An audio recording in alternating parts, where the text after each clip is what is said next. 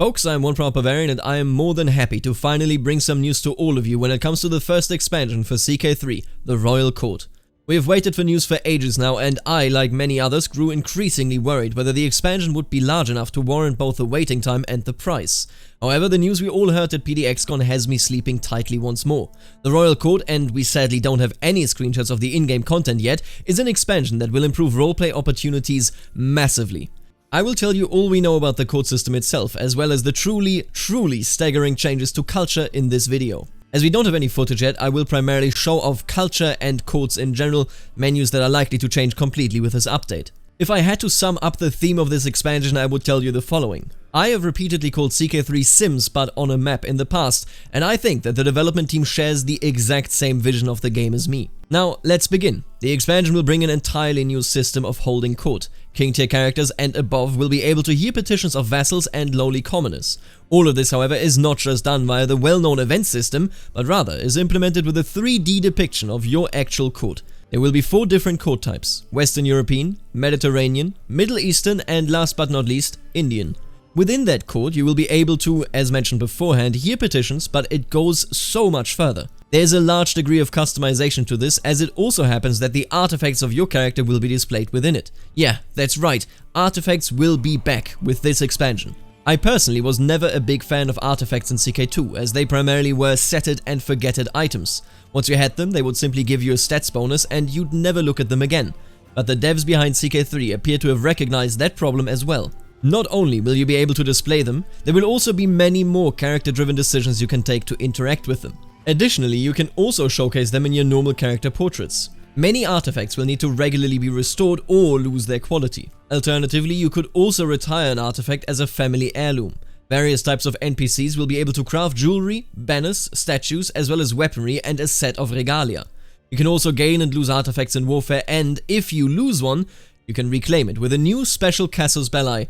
The artifact wars are upon us. Should you choose to not restore but rather retire an artifact, you will need an antiquarian, which brings us to the second connected part of the court features.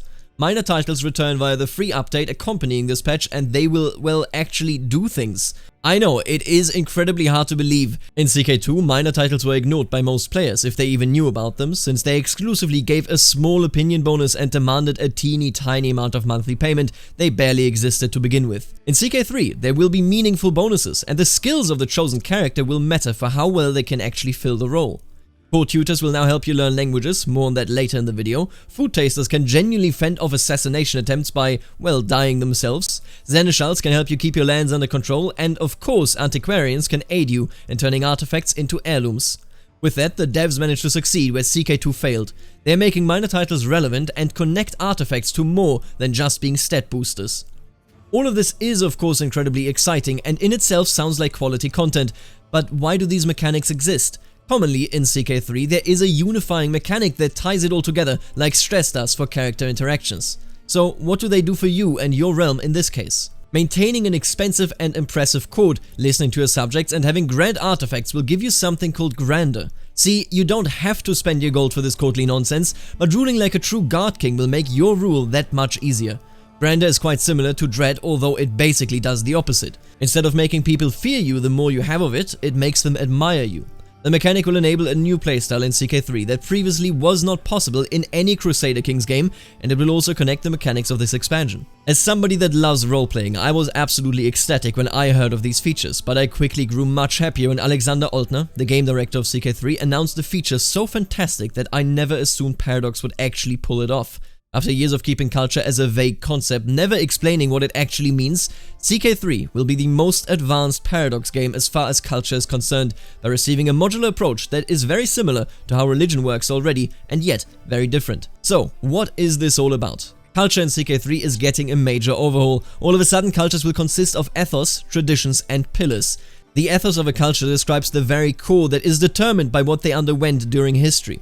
Bellicose cultures will, for example, spawn more mercenary companies to defend their lands or to attack the lands of others.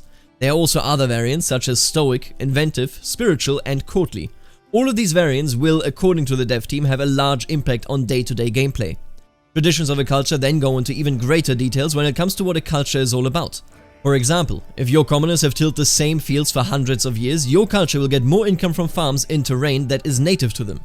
Any given culture can have up to 6 traditions which can be unlocked by the culture head if there are any open slots. However, many of these traditions depend on your culture actually being that way. For example, if you want to establish a true warrior culture that only allows for knights with massive prowess to even be knights, there must be a ruler in your culture that already maintains a buff stack of knights. I'm extraordinarily excited about this design as it directly connects your individual gameplay experience to the mechanics. And then there is the third aspect of cultures, pillars. The pillars determine the common names given in your culture, your clothing, your architecture, as well as your cultural heritage. Cultural heritage as a concept essentially is a substitute for the old culture groups that will, well, now no longer exist. This sounds great as far as cultures are concerned, right? Well, we are basically only halfway into the culture rework. Cultures will now also have different languages. Your culture will grow up with their own language in mind, but this can of course lead to trouble if they must communicate with foreigners. An ambitious lord or lady will now have to learn more languages should they want to achieve grand relations with characters of said culture. This process of learning a language can be assisted by a court tutor and is the reason for culture acceptance, so how okay other peoples are with you ruling over them, being much harsher. Now that there is a way to overcome a penalty from being a different culture, obviously that penalty can initially be a bit harsher. However, not just language influences your and your culture's relationship to another culture. Should rulers of your culture be at war often against another culture, the relationship will significantly worsen. Should two cultures share a border and not go to war, the penalty will slowly decline as they exchange customs. Now, here come the absolute bangers of this culture update: hybridization and divergence. You will be able to pick and choose traditions, ethos and pillars, as well as the name and color of your new culture, letting you truly create a melting pot culture wherever you are. Whether it's the Anglo-Norse, the Turco-Persians or the Norse-Somali, we have finally reached an age of melting pot cultures being 100% dynamic and also being utilized by the AI. I cannot describe just how absolutely outstanding this is. All of the culture changes come together to form one totally new level of quality. Divergence, on the other hand, is similar in the sense that you create a new culture with a new name and color, but you don't fundamentally alter the very core of your culture by adopting the rights of another. Instead, this step is more aiming at players that are not culture heads and believe their version of their core culture is no longer similar to what they have become. You can replace traditions and break away from your old culture. Just imagine it. Why would the Norse that I led from Sweden all the way to Mongolia still be the same Norse as they were 200 years ago before we moved? This always felt absolutely ridiculous, but was basically the height of Crusader King's culture interactions. And now, goddamn, now I can actually just create my flavor of culture that will speak Norse, but be outstanding at shooting bows from horses. I must tell you, I'm extraordinarily happy with the design visions of these changes. We will be inspecting them more closely to see whether the reality makes as much sense as the theory in the coming weeks, as dev diaries of this content will begin to trickle in. What do you think? Let me know in the comments and make absolutely sure to subscribe to the channel to get the latest CK3 and Wiki3 news now and forever. Thank you for watching, and a special thank you to the amazing members of the channel, namely the Barons, the Counts and the Dukes. Thank you all so much. With all that being said, later, alligator.